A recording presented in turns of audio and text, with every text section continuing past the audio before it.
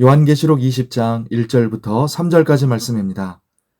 또 내가 보매 천사가 무저갱의 열쇠와 큰 쇠사슬을 그의 손에 가지고 하늘로부터 내려와서 용을 잡으니 곧 옛 뱀이요 마귀요 사탄이라 잡아서 1000년 동안 결박하여 무저갱에 던져 넣어 잠그고 그 위에 인봉하여 1000년이 차도록 다시는 만국을 미혹하지 못하게 하였는데 그 후에는 반드시 잠깐 노일이라. 아멘. 오늘 기도하는 우리에게 하나님의 은혜가 함께 하시기를 바랍니다. 요한계시록 20장에는 천년왕국과 사탄의 패망, 그리고 하나님의 최후 심판을 말씀합니다. 오늘은 천년왕국에 대한 말씀을 보겠습니다. 1절부터 10절까지 해서 천년이라는 단어가 6번이나 나옵니다. 천년 동안 사탄이 결박당하여 만국을 미혹하지 못하고 성도들이 그리스도와 더불어 왕노릇합니다. 그런 점에서 사탄이 결박되고 성도가 왕노릇하는 그 황금시대가 언제인가? 즉 천년왕국에 대해 각각 해석이 다릅니다. 크게 3가지 해석이 있습니다. 첫째는 전천년설로 천년왕국 전에 예수님의 재림이 있다고 보는 해석입니다. 둘째는 후천년설로 천년왕국 후에 예수님의 재림이 있다고 보는 해석입니다. 셋째는 무천년설로 지상에 천년왕국이 따로 없다고 보는 해석입니다.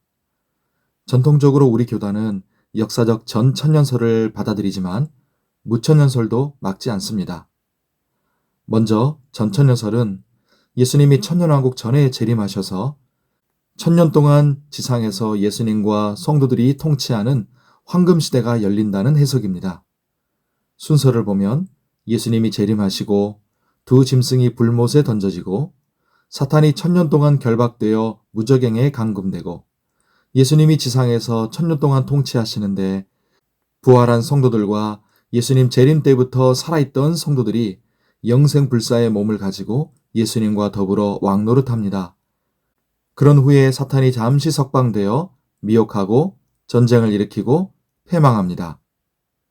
그런 후에 최후 심판이 있고 영원한 새하늘과 새 땅에서 영생합니다.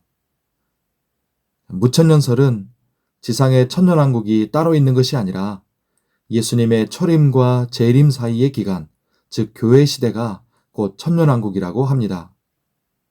교회 시대의 기간 동안에 지상에서 신앙생활하다가 죽어 하늘로 간 성도들이 예수님 재림 전까지 주님과 함께 하늘에서 왕노릇하는 것으로 이해합니다.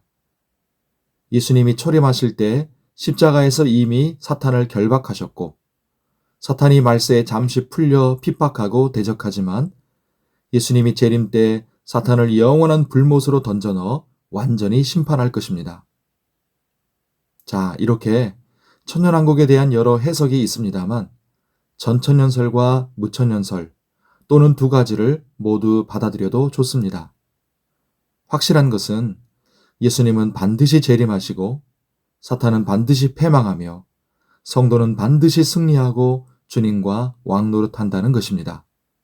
그 때와 순서, 방식이 어떻게 될지는 주님께 맡기고 그때까지 우리가 할 일은 땅끝까지 복음을 전하는 것입니다. 오늘 주의 은혜 가운데 강건하고 평안하시기를 바랍니다. 기도하겠습니다.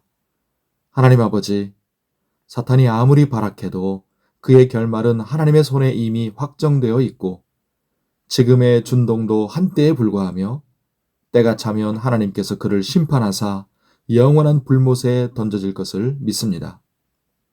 미래의 일을 우리가 정확히 헤아릴 수는 없기에 주님의 손에 맡기고 주 안에서 안심하게 하시고 하나님의 말씀과 성령의 조명하심 속에서 우리가 붙들어야 할 확실한 진리를 잘 붙들게 해주시오며 땅끝까지 이르러 주의 증인으로 살면서 복음 전하는 일에 충성하는 성도와 교회가 되게 하여 주시옵소서. 쌀쌀하고 추워지는 날씨 가운데 우리의 영혼과 육체를 건강하고 안전하게 지켜 주옵소서. 우리의 삶을 붙드시고 필요를 채우시고 돌보시며 아픈 환우들을 붙드사 치료하시고 강건케 하여 주옵소서. 우리의 간절한 기도를 들으시고 은혜로 응답하여 주시옵소서. 감사하며 예수님의 이름으로 기도하옵나이다. 아멘.